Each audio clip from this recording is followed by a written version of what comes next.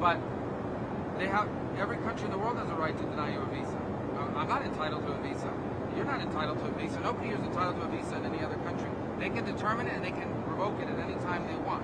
Now, I think it's important. There's a clear distinction between protesting against democratic order and protesting in favor of groups that advocate the slaughter and murder of innocent people, which is what many of these groups are supportive of. Beyond that, these groups are not just taking over. These are not sit-ins we're talking about. We are talking about buildings that have been vandalized, defaced, where they for months on end, and in some cases, we're just not going to continue to allow. I don't understand what people don't get. A visa is a gift. It's a voluntary thing. We decide to give you a visa. We deny visas all over the world every day for a variety of reasons, and that means we can also revoke those visas.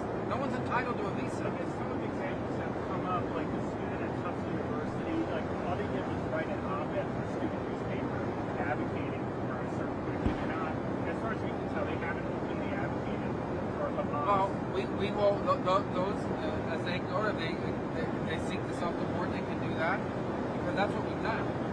We're basically asking them to leave the country. That's why they've been detained. They can do so tomorrow, buy an airplane ticket and leave. It's no problem. But I would add to this that I would caution you against solely going off of what the media has been able to identify. And those presentations, if necessary, will be made in court.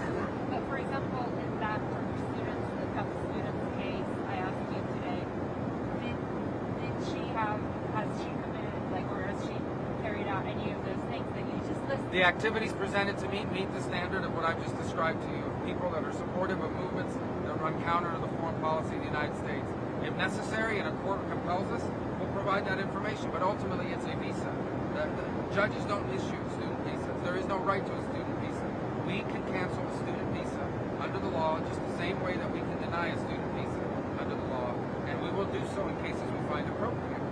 The overwhelming majority of student visas in this country will not be revoked, because the overwhelming majority of people that are coming to this country to study are not involved and associated or aligned with organizations that seek to do damage in this country, and that frankly, organizations that hate the United States government and hate our way of life.